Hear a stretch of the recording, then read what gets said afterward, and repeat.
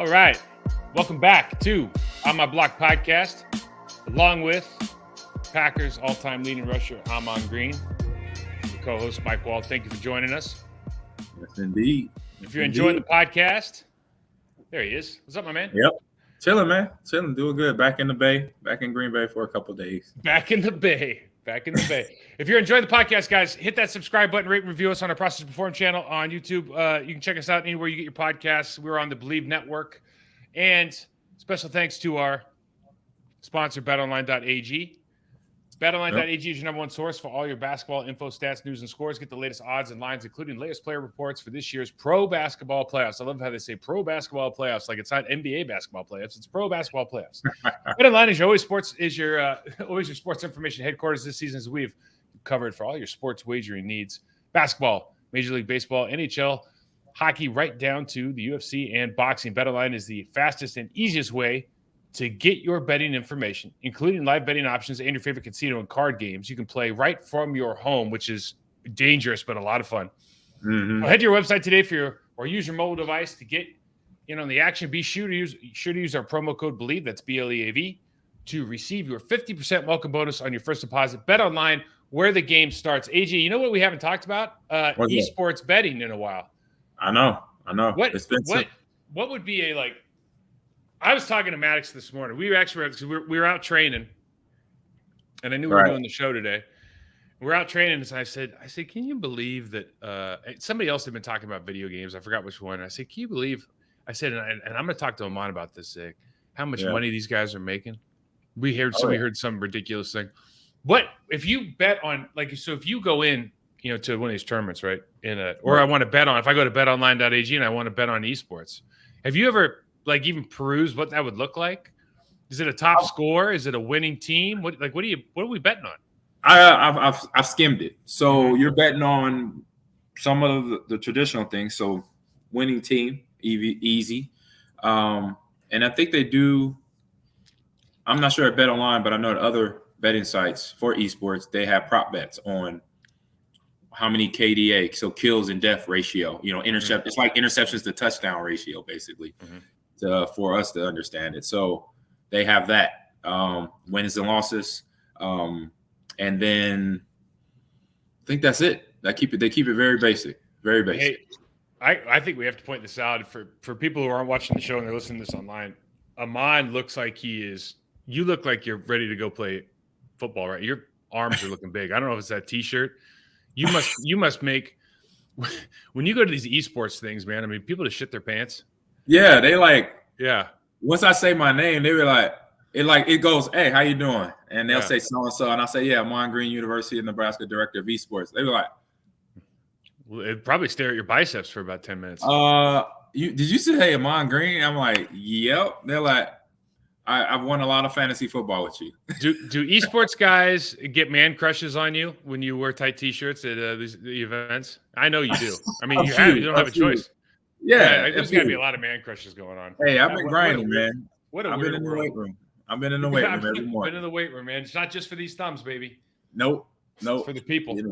Let's talk. Hey, we haven't talked Packers rookie minicamp. So, listen, the guys get drafted. We get the free agents come in, and then the next weekend, everybody comes in and they do their physicals and whatnot. But then they get out on the field, and of course, we got some guys that can live tweet it, and fans go nuts. It's great. It means we know that it means it does mean something. Like it's the beginning part of your journey, and that part of it is really exciting, right? That part of it is really exciting. Yes. But it really, the veterans aren't there. It's kind of a chance to get some reps in, get some start that rapport with your coaching staff. Yep. But it's always interesting because we've sat on both sides of this. We've been coaches, we've been players.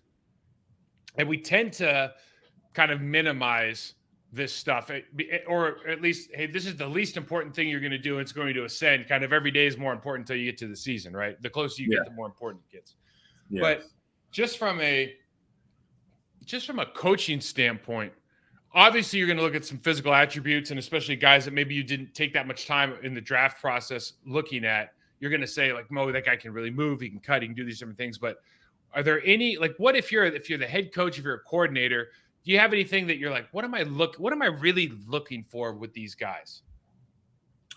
I'm looking at the mental. I want to see because we just fire hose these kids with the playbook, and that's been from the time both of us we experienced that. Yep. When I say fire hose, that means they literally throw everything at you and the kitchen sink, and then the backyard pool. They throw all that on you to see if you could process it and what you get out of it, what you remember. So that's the same thing I'm looking at to see how these young men come on the field as professionals. They're ready. If they show up, who shows up early? I'm looking at that.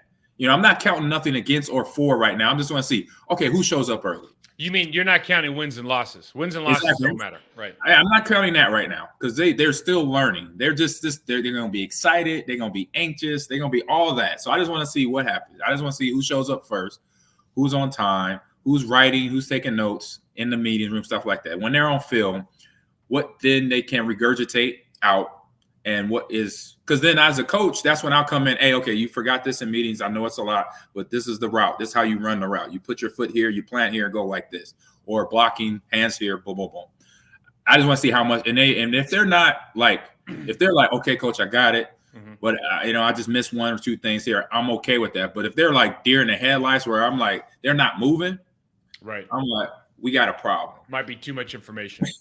Yeah, I'm like, let's pull it back a little bit because let me talk to this guy because right now he's afraid to run routes or he's afraid to do whatever, block, cover a guy because he's just so over processed right here. Where if they are there as a coach, then I say to them, hey, you know what? I know we talked about a lot, but you was doing this at college for 4 years. Just continue to do what you do. I'll correct the mistakes on the play calling because you're still learning these plays. If you make a mistake I'm telling my rookies, tight ends, wide receivers, running backs. If y'all make an error on this, don't think it's the end of your world.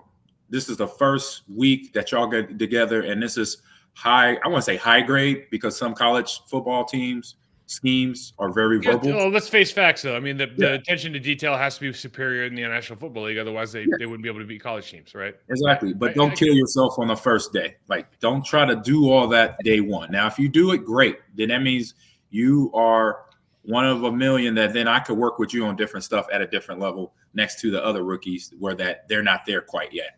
Yeah, no doubt. I have non-negotiable character traits that we work with our athletes on, and a lot of them have to do with like competitive mindset and whatnot. And that's we don't really know what these camps look like anymore. Like for us, it was actually very confrontational. It might not be that way anymore.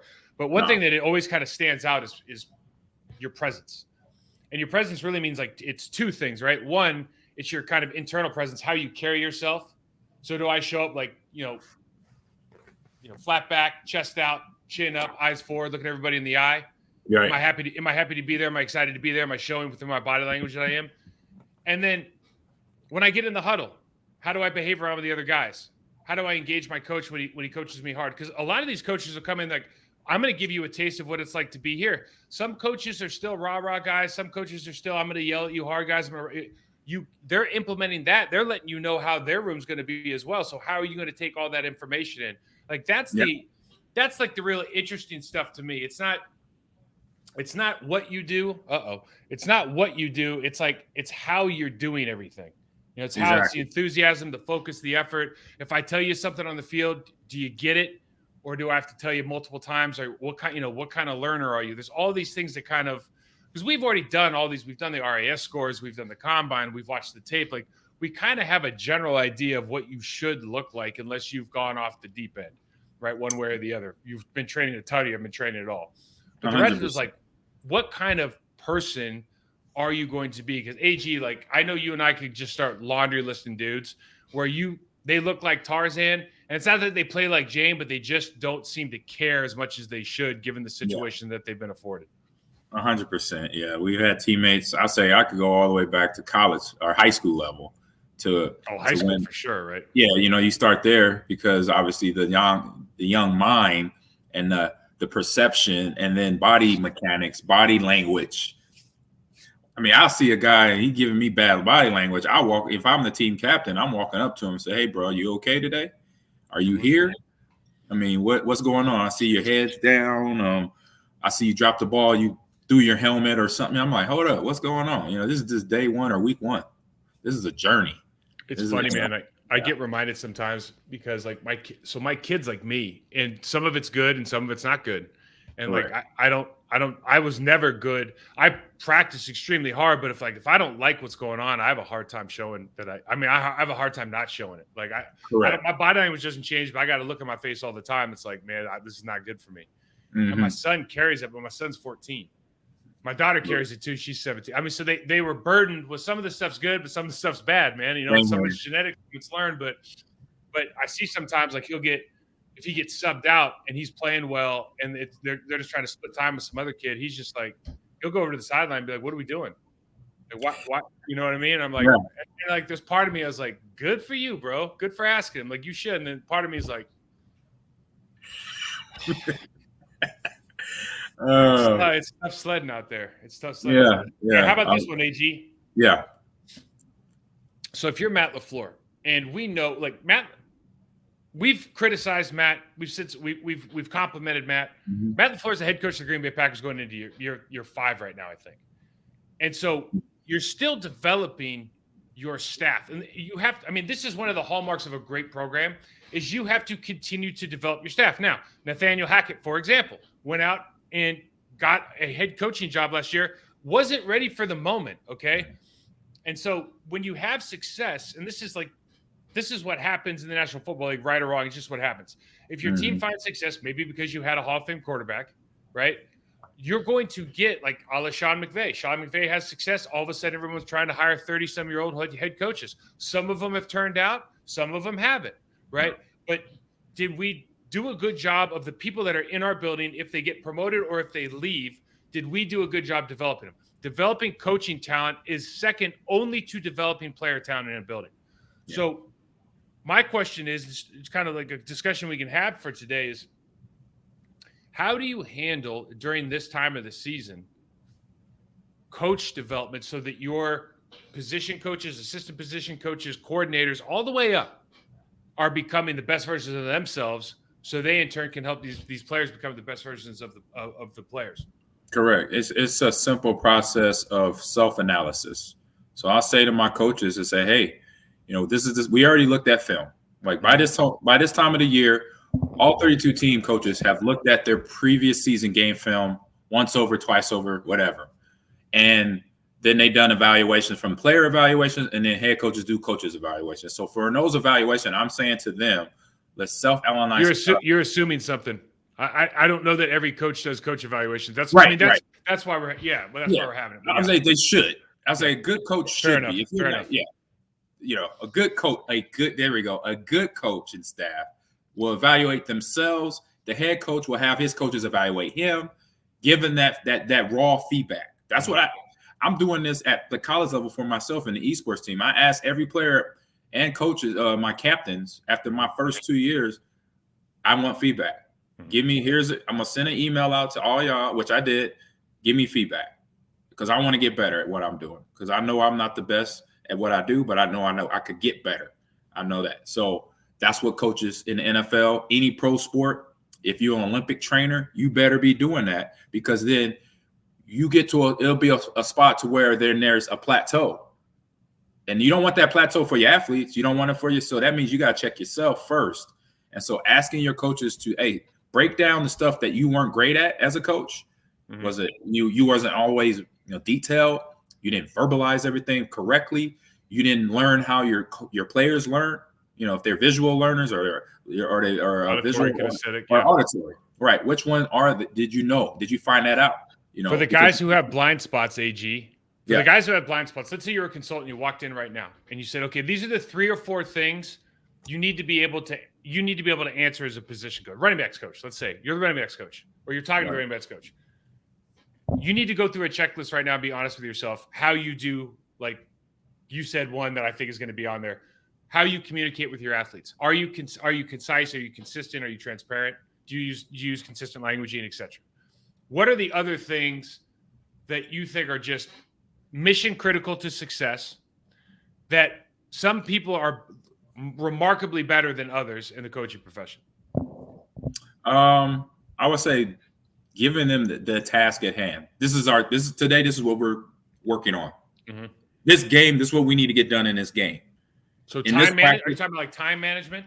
like telling them the task, like what the task is. I mean, I've been teaching for 2 semesters now at the college level, and every student, it's been at least one student that asked the question, "Hey, teach, what are we doing today?" You know, and that's because I'm talking about other stuff, they might have missed it, because most likely I always say every day what we're doing. So if they ask me that question, that means one or two things: either I didn't say it clearly, or they missed it. And so okay, here it is. This is the task of today, or this is this assignment. This is what you need to do for this assignment. You know, clearly stating that out there.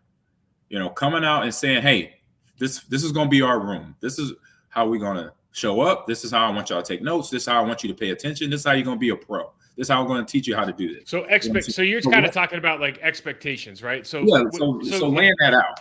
Yeah, laying out expectations for everybody in the room as a unit, and then at some point, I'm sure you're talking about that from a personal level. But that might be the most important thing you can do. It goes along with communication, but having the foresight to go, because shoot, I mean, your kids do that. Like, hey, what are we doing today? What are we doing? What's for dinner? You know, like laying out what the expectations are for every single day, so you have those. You start developing those routines. Perfect. Exactly.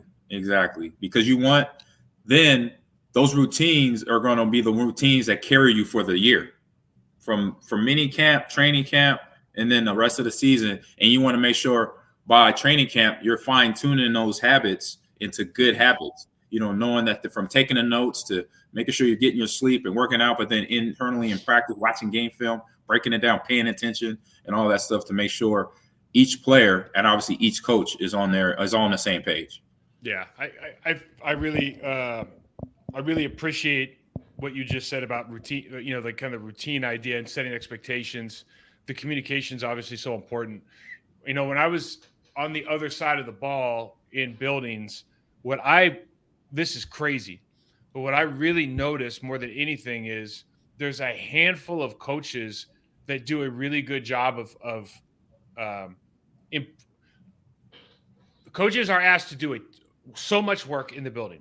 And and especially now in the NFL, they have so many resources. Like you have so many subject matter experts in the building. You have nutritionists, you have strength and conditioning coaches, you have physical trainers, you have guys that are, you have video guys.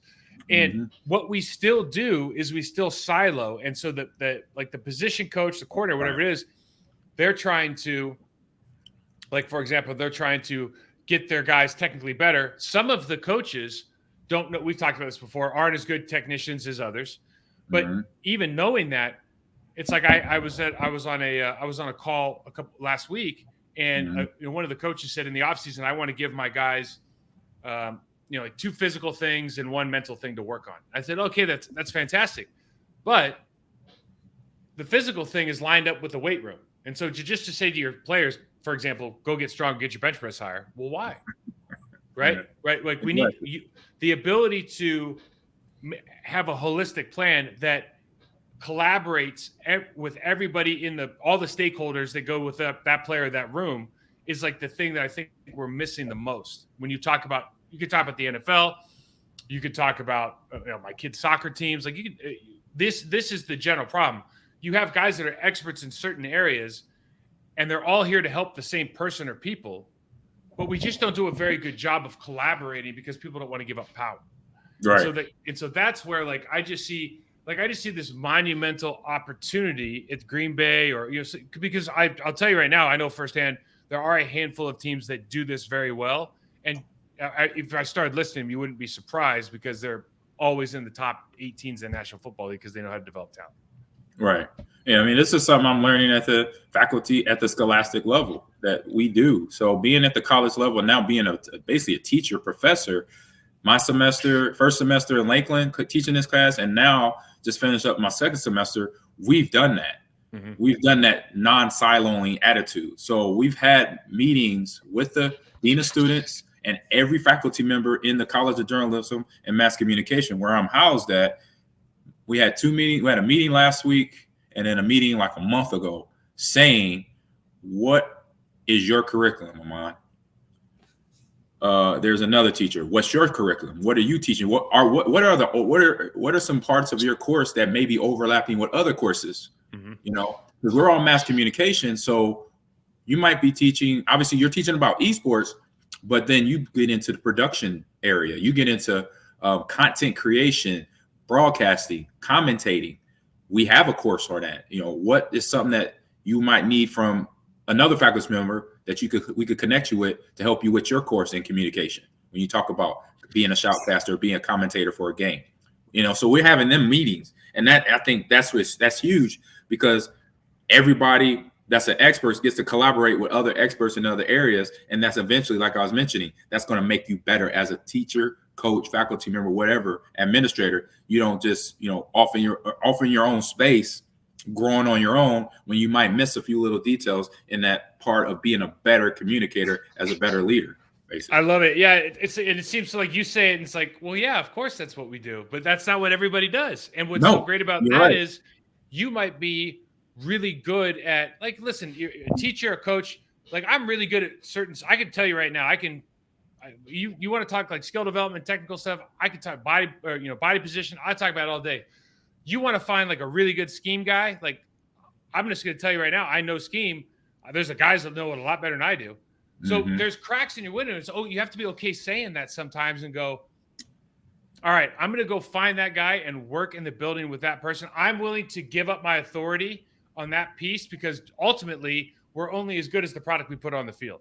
And so 100%. That's where this is, the fact that you're doing it at the university level just kind of shows you, one, that it's great you're doing the thing the right way, but like, two, come on, let's go. Everybody, rising tide lifts all boats. Let's get this moving a little bit. Let's go. Everybody grab a paddle. Let's go. Yeah, that's right, man. Yeah, let's go. Let's switch to this, AG. So we drafted Luke Musgrave and Tucker Kraft, those two tight ends. I think we're super excited about what that could potentially mean. The way that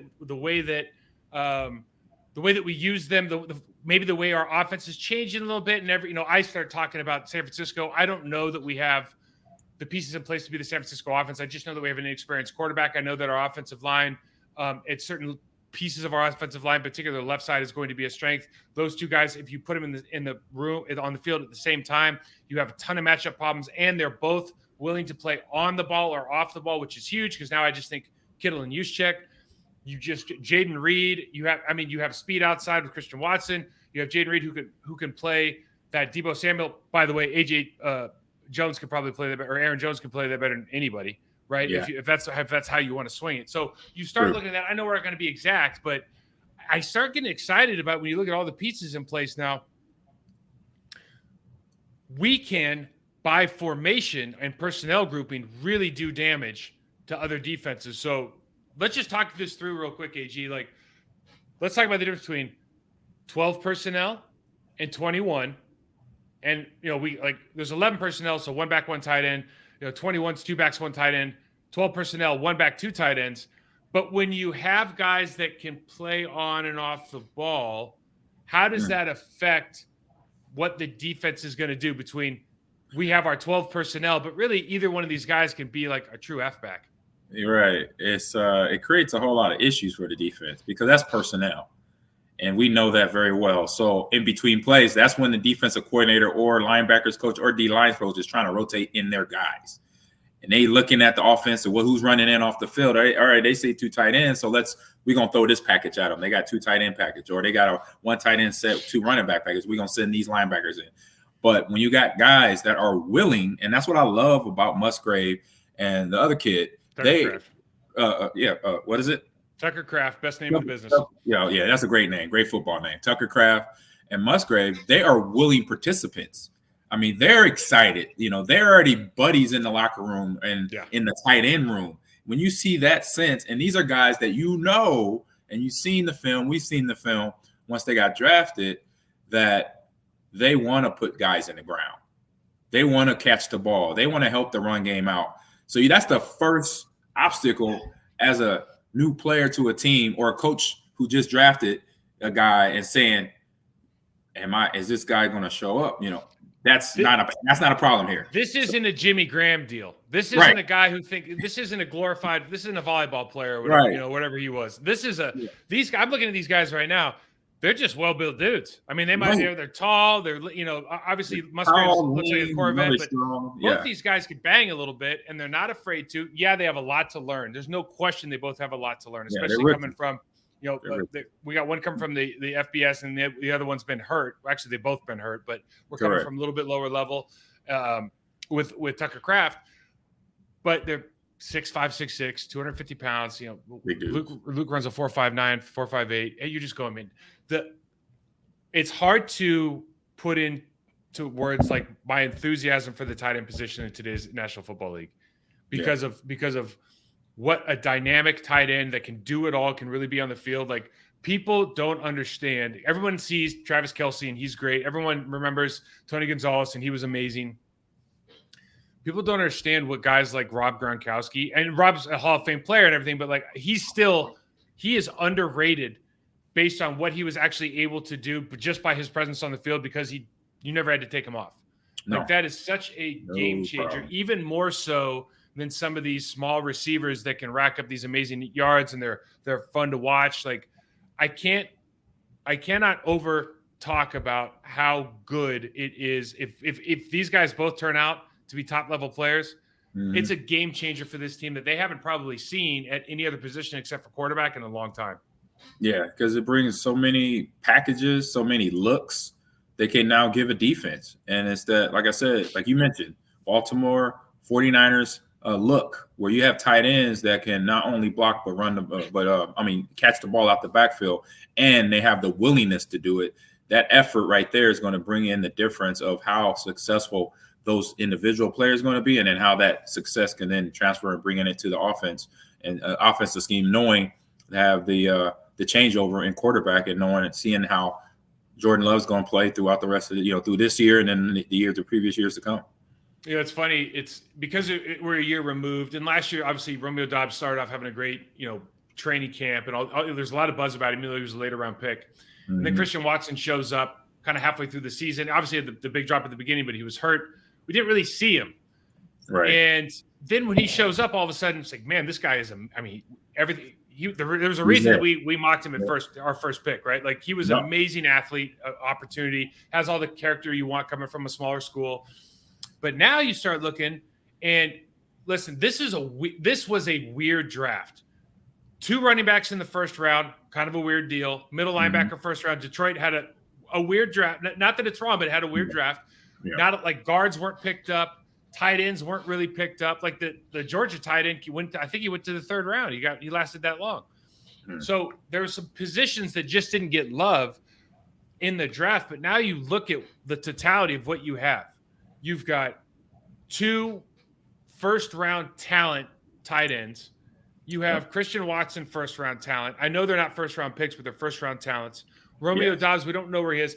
And then you bring in,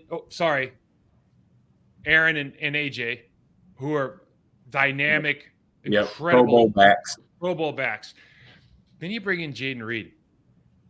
And Jaden Reed's got this weird story where he might be the best pick of the draft because he goes from, I think he's at like Eastern Michigan or something like that. He's a All-American there. Goes to Michigan State. They have a good team. Yeah. He has like 50-some catches for over 1,000 yards. He's a first-team All-American his first year at Michigan State. And then what happens? Inevitably, like, people get drafted. The team sucks. So his numbers go down, and everybody forgets about him. And this is what happens in the National Football League. Like, what have you done for me lately?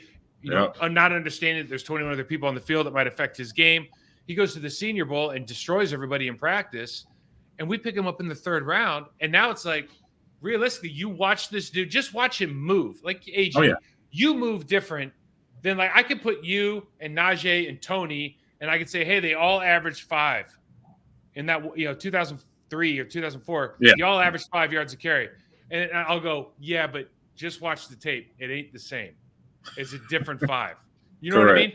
Yeah. This dude is the way that he moves, because now you start going, okay, is he going to get Dobbs time? Like, how are we all going to work in? This dude moves different. He moves different than the other guys. I agree. I agree with that. First time we've seen that in a while. Yeah, I've watched the film, and he has, in a few years, I say in 2 to 3 years, Pro Bowl caliber level gameplay, because he can react to the ball while it's in flight without giving the DB any notification of balls in the air, and he still makes off the wall catches, jumping into the body, jumping over the body. So that just shows me, obviously, his skill set is high, and he has confidence in his game. And then most wide receivers obviously have to do that, because if you don't have a mental about yourself catching footballs, because you're going to drop a lot of footballs as a wide receiver. If you think you're not, you're fooling yourself. So he's one guy that has that confidence and has the speed and the strength to get downfield and run through guys, run through tackles. I'll say no one DB will take him down if he has a full head of steam running, if he comes downhill on a guy. So I like that about him. I just love this. It's funny because I think the Packers, listen, everyone bitches about the first round pick. Like, dude, like that is, you and I weren't first. We don't care, right? Now, listen, if you're 13th pick in the draft, like Lucas Van Ness is going to find out. There's some expectations that come along with being that high, Yeah. But they have had so many good players. So a lot of that is Aaron Rodgers. But right now, it does feel like Goody's putting together this group where a year or two I'm not saying this year, but a year or two from now could be something really, really good. And now it just is like, I've got 3, if Torrey shows up, 4 young guys who can play, young receivers who can all ball. Yep. I've got 2 tight ends.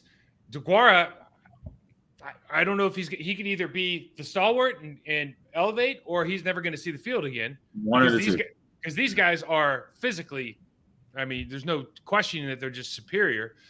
You've got 2 Pro Bowl caliber running backs. I mean, you've got dudes now, man. You got some gaps on the offensive line, maybe, and the quarterback's a question mark.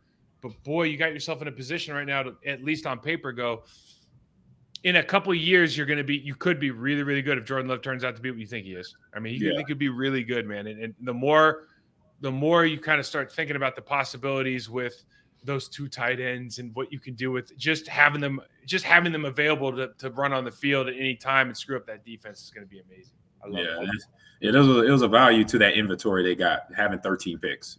Coming, that quantity of picks, you're going to find something. If you don't find something in 13 college players, high-end college players, there's a problem, either one in the water or scouting. So, but to have this right now, this is going to be the big benefit going into the 23 season. Let me ask you this. Okay, so you remember when do you remember when the Patriots started trading out picks and getting more picks over and over and over? And that's why I made that comment. Because of that. Okay, but hold on now, okay? Because you're absolutely right then. But now, if you look at if we were to take an objective look at the Patriots over the last 7 years, 8 years, all their picks,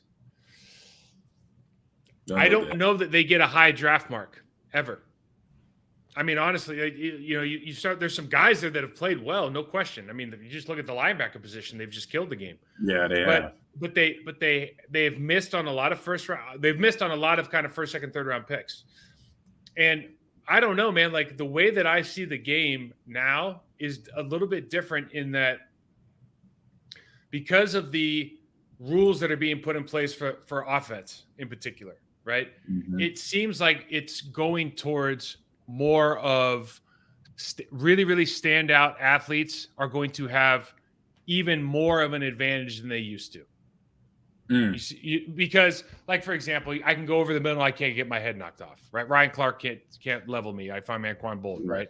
All that stuff.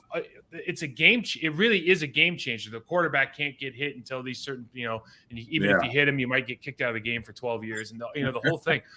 So you start thinking about, do I want to? What's more valuable now? Is it to maximize my picks? So, like, is it more valuable to have, like, I don't know, 6 picks on Saturday, or is it more valuable to have maximize the amount of first day 1, day 2 guys? Like would I say I'll get rid of all 6 picks on Saturday if I can get 3 extra picks on Friday? You know what I mean? For me, I might do. I mean, it obviously depends on where your team is, but with a team like the Packers, I think I would go, man, I want as many day 1 and 2 picks as I can get, because I just, like, especially with Goody being a physical scores guy, if I believe in my scouting department, like, I want those guys, because guys make it every year that are late round draft picks. Romeo Dobbs is a perfect example. Yep. But I'm always like, dude, are we just not doing our job? Like, how the hell does he fall through the cracks if he's that good? It doesn't make any sense. You know what I mean? It's like this. It's a paradox, isn't it? It is. But what you're referring to is the quality over quantity, and making sure that is there. And I do agree with that. I mean, you could have those, and then I say right now the Patriots are having that lull right now to that quantity is not working out to what they used to get out of the quality of that quantity. So if that makes sense, a lot of tongue twisting going on right there. We had a listener question. The question was about David Bakhtiari and what his status is, obviously this season, but then going into kind of in the future, there's a lot of talks. You know, Zach Tom and Yash are both still on the team. Yeah, it looks like Zach, because they gave Yash the tender, he's probably gonna get the right tackle job. They didn't draft anybody. Zach's probably gonna be the swing guy. There's a lot of questions to be answered about the center position and so on and so forth. Yeah. But next year in 2024, I'm looking at Bakhtiari's contract. Right. His cap hit this year is $21 million, which is a lot of money, but it's not a lot of money for a guy at his premium position. Laramie Tunsil just signed a deal, $25 million a year. And so Laramie's the top of the heap. Trent Williams top of the heap. Bakhtiari is just like a tick below right now, basically because of injury, right? Right. So that's not a bad deal. But next year they're going to have to do something. He's $40 million cap hit. And so, and obviously, unless you're named, quarterback, that's too much. So they're going to have to do something. And what do you think? He's 30. I think he's like 32 years old. How old is this guy? 32 years old.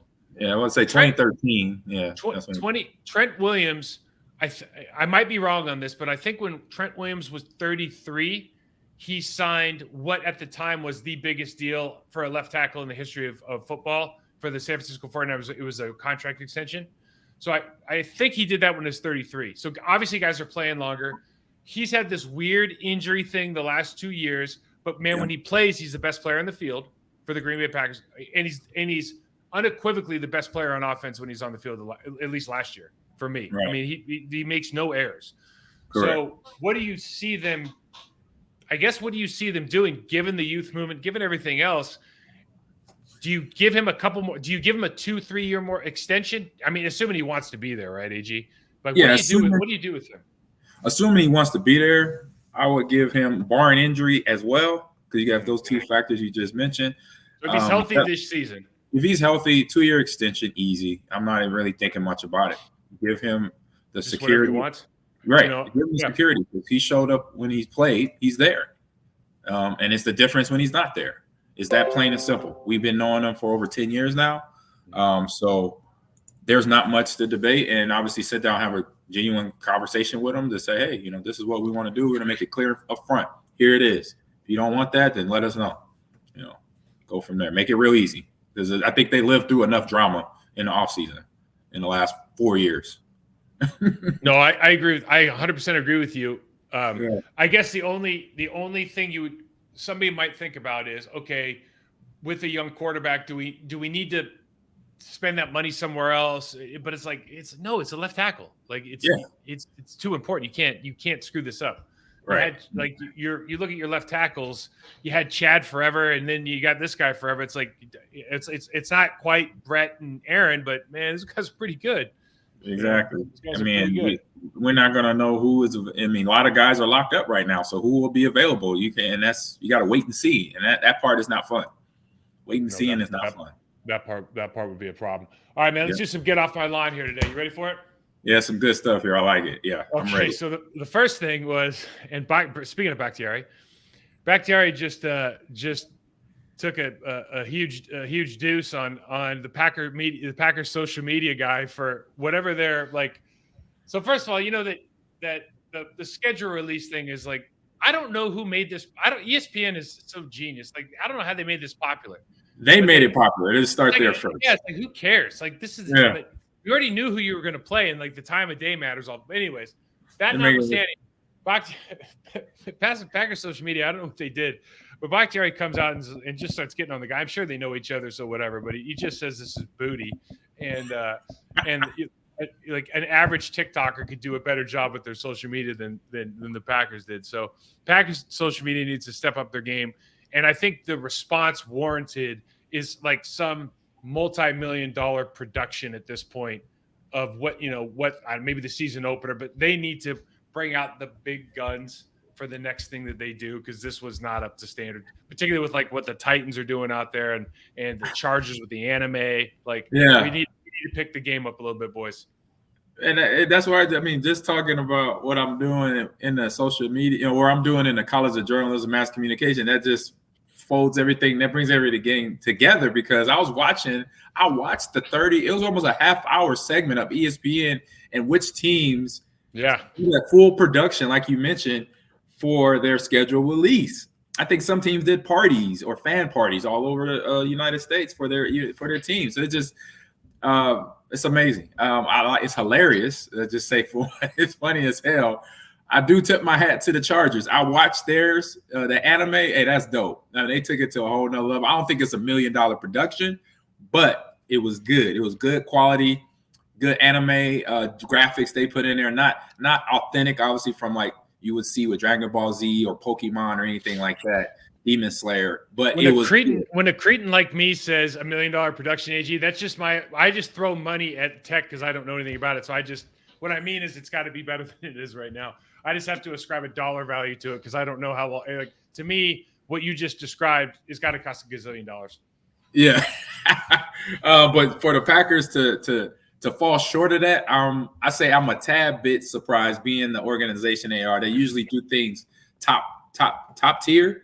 And if they didn't put full effort into this, like, as a player today, I would be like, hey, bro, what's your problem? Bring it up. We got Bush League graphics going on here, man. Let's go. We got to step it up a notch, fellas, in social media. I would give them a hard time. So we usually don't cross over to the NBA, but so Joel Embiid and James Harden, they lost the game 7, and Tatum I've been watching 51. That too. Tatum drops 51, has this amazing game. I think he broke a record for game 7 points right after Steph Curry just broke the record with 50, right? So after the game, I think Joel Embiid, I'm just going to say this. I think Joel Embiid's comments, because I listened to the full thing, I think they were taken out of context. Yeah. Right? Because he's like, I got to do better. Right? And so it starts and ends with me. The whole thing with the loan, like, we can dissect that out. I really don't want to. And I don't even know that James Harden did anything wrong. But James Harden basically said, everyone's going to question Doc Rivers because he's lost a bunch of game 7s. Okay. But he's lost against some good people, but he's lost some game 7s. Fair enough.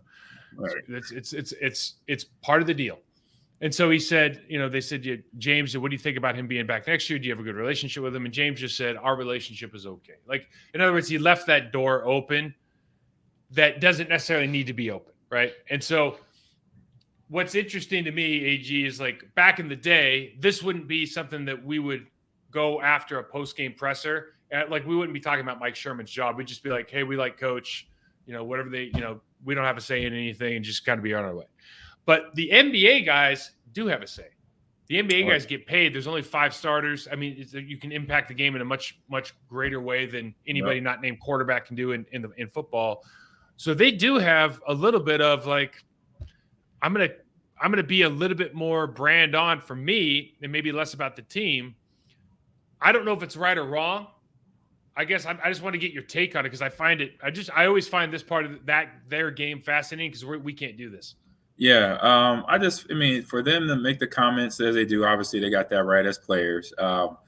For the status of them, I say more Harden, because it came out, the comment came out of him, being that his status, I think that's where the media is wrapping the narrative and letting it and running with it, because they know of him. He's been an all-star, perennial all-star. He's a 3-point.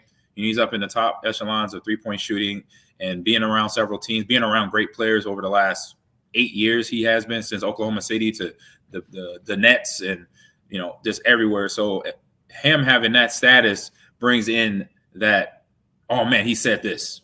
Doc Rivers, my job might be. And having a monumentally disappointing game. Yeah, breaking down, right? Just not having that focus in the end, and that's a whole nother thing we could go into, but no big deal there either. But I think that's where this is coming from, because they know when a star speaks, LeBron says something, KD says something, Devin Booker says something, then they're gonna just, boom, we got this one little hot little take. Let's go talk about this. Let's dissect this thing down to even the minute level of, is that just even a little hint of saying that Doc Rivers might be out of there? I think that's what the media is really good. That's their job. That's what the bigger networks, I say, the people in the guys' ears, as we know, the commentators have that little ear, that little microphone in the ear, and you got a producer or director talking to your ear. Hey, bring that up. Talk about it more. Dissect it more, unpack it. Okay, let me ask you this. Then. So the owners, how astute they are about the sport that the team they own. It fluctuates. Mm-hmm. But when you hear when your team gets blown out in Game 7 or whatever, and or they say like you've given up on the coach, like where does the whole idea that you give up on your coach? Does that just come from owners? Because I've never been on a team that would even matter. Like I've been on teams where I don't like the coach or the coach. We've all been we've been on teams where we don't get along with somebody. Yeah, but that's never dictated how we're going to approach the game, how we're going to, the only thing that a coach could do, I suppose, to really ensure that you're not going to do your best is A, put you on the bench, or B, literally start running something that is so asinine, that it's like, Amon, we're going to put you at tight end this week. This is what we're doing. You know what I mean? You just do something that's so stupid that you go, well, of course they're not going to be successful. But just generally speaking, we've had bad game plans. I mean, because listen, these guys are trying their best, but sometimes the game plans aren't great, right? We've had bad game plans. We've had guys that we don't get along with, like all that. But the idea that a team just gives up on their coach, like that is such media talk. And then I start thinking about it, I go, maybe it's owner talk. Like who else could even come up with that except for one of those two? Yeah, because a lot of owners are not in the locker room. We could say that at all levels of sports. I'll say pro level of sports, because there's no ownership at high school level and all that. But pro level of sport, a lot of owners are not in the locker room. So they don't sometimes really get that locker room connection with players and coaches to have that. And that's where that is coming from, an ignorance for that owner, not knowing the conversation or the effort, watching how many film they've watched to get ready for the game. And it is for any game to game. You could have a game plan in your head as a coach. You're like, this looks like a good game plan. All these players are healthy. There's no reason, looking at what I see on paper, that we're going to lose this game, or we're going to even be down points, or like they're going to try to lose. Right. Like, no, there's no team. If there is, then they're going to get found out real quick. Is a team and players saying they're trying to just throw it to get paid or throw it for whatever, because I'm like, come on. Yeah, this does remind me, though, of I guess you've been in a huddle, you've seen a huddle in basketball where like the coach is trying to draw something on the board and you just see guys like just checked out, right? I see that more in the NBA than anybody. Yeah, so there is that, and then there's like, it always reminds me of that Hoosiers when Gene Hackman's like trying to drop the play, he's trying to trying to make Jimmy Buckets or whatever his name was, like the decoy, and everyone's like, he's like, what's the matter with you guys? And Jimmy Buckets, I forgot his name, I call him Jimmy Buckets. He's like, yeah, I'll make it.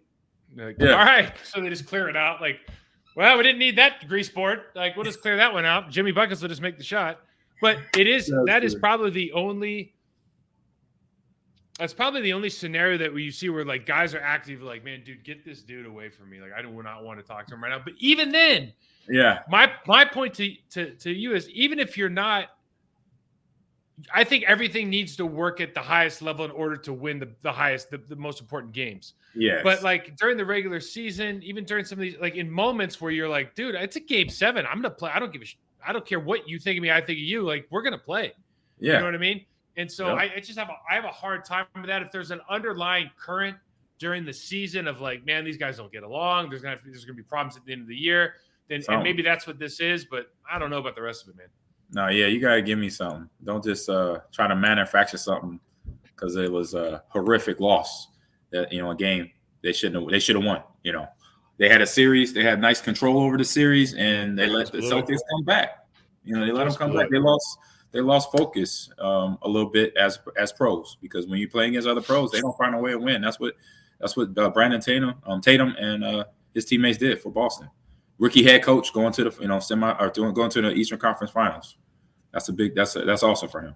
You talk about like Jaylen Brown so Jason Tatum and Jaylen Brown both get All NBA, and Jaylen Brown's up this year, so they get I forgot what the numbers are, but if you make an All NBA team, you get like a max contract extension, which is valued like $60 million more than you would have made prior to. It's like some ridiculous or generational money. Maybe it's $40 million, but it's generational money.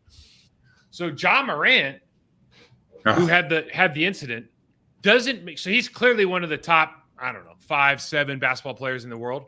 Very he doesn't good. make an all NBA team. No. Because I'm not a voter, but in large part, I have to imagine because of the trouble that he got into with the gun thing. Okay. Yes. So he misses out on for you and me, the equivalent of $1 gazillion in contract money. He'd still be rich, but he's not going to be nearly as rich because he's missing out on his money because he didn't make the all NBA team during this time where he could restructure. Then he goes out on Instagram Live again, or his boy, and they're driving around. He's throwing a gun in the air. And like the whole thing is this, dude. Like, I don't really care if he's got a gun permit and he wants to put his gun out. I think it's stupid and immature, but like I don't really even want to comment on that, except for like you're being stupid and immature because you have endorsement deals and you have people that look up to you. And here's the thing that really bothers me, and I just can't get over. Like, do you remember when Plaxico Burress shot himself in the leg? That was stupid. Now, imagine if Plaxico Burress was filming himself with his own camera as he shot himself in the leg. Because that's what this guy's doing. Yeah. Like, you know what I mean? You're actually, hey, TMZ, you don't need to be there. Like, media that's following me everywhere. Dude, put your cameras away. I'll just put this stuff on Instagram Live and incriminate myself. Right. He incriminated himself in the first instance, and his buddy incriminated him in the second instance. You're just going, dude, what? This is why social media is stupid. Like, are you kidding me? Why would you do that to yourself? You don't need anybody to follow you, AG. No. I'll just, hey, you guys, stay home tonight, man. I got this. You know, it's like, how dumb can you be? It's unbelievable. Right. Yeah, man, I saw this hit the man. I was just like, I can't believe it. I'm like, wait a minute. I'm like, first thing in my head, out my mouth, he didn't learn a thing. He didn't learn nothing. It's like 3 days of whatever it was, treatment. Yeah, therapy. He didn't learn a thing. And I'm like, this is unfortunate for him. He's going to lose out. Like, I didn't know he lost out on this NBA, all NBA team. I know that was a thing. That's new to me. And that's huge. And that's huge. Okay, so now now Adam Silver, the Grizzlies suspended him. But they haven't even got to his punishment yet. They said he's going to get it possibly an extended amount of game time loss, basically, and that's paychecks. What do you think Adam Silver's? So if this is David Stern back in the day, David Stern's he's out for the year.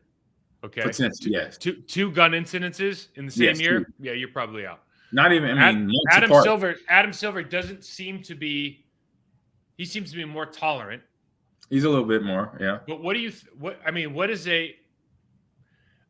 Again, it's not. This isn't a question of like, do you have a permit for your gun? That's not what this is about, right? But it's a contract. This is what you call conduct detrimental to the league. That's what this is. This is the punishment you will serve. What do you think he's going to get? Not what he deserved. What do you think he's going to get? I mean, he could get half a year here, right? I would say half a year. Yeah. Off the top, I would say 41 games. 41 games gone. Dude. And this is because of the fact that the timing, like, it's not even a month. Barely a month, a little bit over a month from the first incidents to this one. So he gets free time. Season's over. They lose the playoffs. He's home or wherever. And this is what you do in your free time. You go back to what you took a hiatus for it personally. You were suspended. You got fined for 2 days, 3 days, like you mentioned. And then now in more free time, because your season's done, this is what you decide to do, or not decide to do, but this is what you put yourself around, because this is the people around you. Right. You know, I always have a hard time with that part too, right? Because me too. I mean, like you grow up with people. Oh, that kills. I mean, that pisses me off right there, because that means you had a conscience. You knew, okay, you know these kids, you know these guys that you're hanging around with for however how long, since high school, since college. I knew. I learned in 8th grade. Not even that. I knew in 6th grade the people I hung out with, and how and why I hung out with them. Is because we were on the same mindset. You know, we were kids. We wanted to ride bikes, play video games, go to school, boom, boom, boom. And as I grew up, especially when I got to high school, because I had one of my best friends tell me, they was like, AG, what are you don't have no fun. What are you getting ready for? I'm like, what do you mean? He said, you don't hang out a whole lot. I noticed you don't go to the parties. I said, yeah, my game plan is I'm trying to get a scholarship. Most of y'all in our group, all of us want to go to college, right? They're like, yeah. So But that's where I'm at. I'm taking it to the nth degree, knowing I don't have to be at all the parties. I don't have to be that cool kid. LeBron James, I give LeBron James, first of all, LeBron James just and he's won. Dropped all over the Warriors on, what am I supposed to say? Like, he's just, destroyed them. But one thing that he has been a trailblazer at is he, with his success and his boys, that he grew up with, and he trusts and has people that this isn't what's important. I think some people don't get. These are people that you grow up with and you trust. Yes. Okay. He has empowered them to become part of his larger world and run his businesses and be part of his focus. It's like, and they've created all the success through him, with him, around him. And and what you see is a lot of people think that idea, because that's that movie Entourage, right? I mean, that's I'm going to bring my crew with me. But if you don't have the right, like, I didn't have the right people, you know what I mean? Like, I didn't have that group that I could be like, oh yeah, dude, everyone's just coming with. Yeah. Like, some people do, some people don't. But that they went about it in such a professional manner, and I'm sure they had a great time, but they went about it and they just said, like, there's, I'm imagining, I'm projecting here, but I imagine he was like, there's some ground rules here. One of which would be, we're not going to IG live with guns because that's going to be bad for me. You know what I mean? And it's like, you just can't, it's so frustrating because selfishly, you want to watch him, first of all. And two, you just go, man, you have literally, the world is your oyster, bro.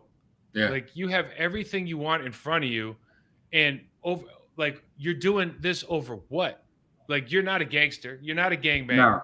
You got, like, your dad's at every game, giving you support. Like, you didn't come from this, like, this isn't like a sob. Like, dude, you have it. You've got everything. You got a support system. You got people that love you. You're a hell of a good player. Like, you don't need to be throwing a gun around. Like, you're not that. Like, you ain't that guy. No. Like, you and I have been in places where we've seen those guys. You ain't one of them. No. You know what I mean? No, yeah, please, man, it's too bad. Bro, that's this unnerving. I got one more thing to say today, AG. The relative athletic score is something that they use for the draft, and everybody builds. Oh, Lord, yeah. And it's just another one of these pieces of information that's just like, it's just getting a little bit too deep. It's too many numbers. Well, it's free. And so what happens is you just get on the social media and people just go, oh, RES scored. Dude, this guy's going to crush it. And you're like, bro, did you watch it? What are we doing? You watching film? You watching any film on this guy? Are we watching any film on this guy? Because we can all look up at, like, first of all, if a guy – it's height, weight, your bench press, your 40, your split, your 3-cone drill, your vertical jump, your broad jump, like, all these things are measurables, right? They're measurables. Right. So if, like, you're, if the average running back is 6 foot tall and you're 6'8", like, your relative score is like 1,000. You know what I mean? It's like you boost your number up. You're like, oh, well, I don't know if that's a good running back height. Nah, right. I don't know if the weight, is a good running back weight. But certainly these are interesting things. But there's so much that goes on now, and being a fan is in some ways great now because you can just grab anything and talk about anything. And I think that's what being a fan is all about. I think sometimes it's hard, maybe, and I'm just being an old geezer now, but it's hard because, like, when I watch players, I'm always like, okay, how do I beat this guy, or can he beat me, or how would he beat? What are they good at? Like, you want to know more about the actual play, right? It's too bad because a lot of the stuff is I guess interesting, but it does take away from what the game is really about. Right. It takes away from what the game's really about. I'm looking at the list here. They have a top 10 all-time list. Mm-hmm. And half these names I don't even know. I don't know who they are. Well, I'm nothing personal. This is business, okay? If I'm this business, only name two in the top 1, 2, 3, 4, 5, 6. The top 6. Yep. 2 names I recognize. Running back Justin Fargas from USC and Calvin Johnson from Georgia Tech. Justin Fargas, I mean, those are two names I know of, recognize, know their game, know how they played. That's crazy, isn't it? Let me see, go beyond that. We got Creed Humphrey, maybe. Creed Humphrey's great center for the. Okay, I was like, maybe. I said that name does ring a bell a little bit. Okay, and that's he was at Oklahoma 2-3 years ago. Yeah. Well, so you got Anthony Richardson here. I mean, there's some guys on, but your point is made. Your point is, I mean, certainly, it's like Brandon Brooks is a great player. So it's not that this stuff is, well, first of all, this stuff is just fun to talk about. So Jeremy Chin was, obviously a small school guy that's a great player for the Panthers. Now they're still trying to figure out he's going to be a linebacker, he's going to be a safety. Creed's great. Brandon Brooks has been a great guard. He's been hurt for the last couple of years. Yeah, I was going to say that name is familiar too. Jordan Davis. There's a Griffin Herbert. There's a Jared Cooper. There's a Mohamed Aman. There's a Zion McCollum. Okay, you know what I mean? Like, it's fun and it can perpetuate the conversation. But I love watching tape so much on guys that sometimes I'm like, why don't people like to watch tape as much? Why do they just want to use this? I guess it's easier, but I don't know. It's easier. That's what you just said. Why? It's easier. I'm like you. I like to watch film. That's what when I recruit an esports athlete right now, I ask for GPA, test scores, and send me a full game clip. A full game. I don't want highlights of your best 360 headshots. Give me a full match. Give me 2 of them. What does that even mean? Okay, so we're running out of time, but tell me what the hell that even means. What do you mean a full game? A full game. So just like we watch games, we watch. Right. But yeah. Oh, no, but where's the camera set up? Is it just the screen? Or are you watching what do you mean? What you mean? Are you watching? Are you watching the player or the screen? Yeah, so I get the PUV of the player. So it's their point of view. I get first person point of view. Okay. So I get to see what they do, their movement, mechanics, how they switch between weapons, reload and unload, throw grenades. But then also I see their map movement, map awareness. And then I hear their comms. I hear the way they're communicating. Those are the things I'm looking at. If I don't That's got to be worth $1 gazillion. It is. It is. People don't know. No, I'm just throwing money at technology again because I have no idea what you're talking about. No, man. The good thing is they don't have to. It comes with the game. It's already built in the game. Really? Special. So, dude, get game. What if is there a huddle? Is there a huddle for e-gamers? 100%. Every game, actually, the games themselves have it built in. It's already there. It's already built in the game. So they just got to copy, send me a link after a game. Or if they have a Twitch channel, boom, boom. But yeah, Huddle. And I talked to Huddle's right in Lincoln. So I've already talked to Nebraska company, yeah. Yeah. And so they were the guys all went to Nebraska. Yeah. I was like, what? I didn't know that. I used to be in good with those guys. Yeah. They're all Nebraska guys. About 5 or 6 years ago, I found that out. I was like, yeah, right down the street from the school. Sweet. AG, tell everybody where they can find you. Tell them about Gamers Lounge. Yep, find me on Amon Green 30 on Twitter and Instagram. Gamers Lounge is on YouTube and TikTok. Amon Green's Gamers Lounge. That is live on Wednesdays at 11 a.m. Central Standard Time. So that's where you can check me out. Mike, let everybody know where they can find you. Michael68.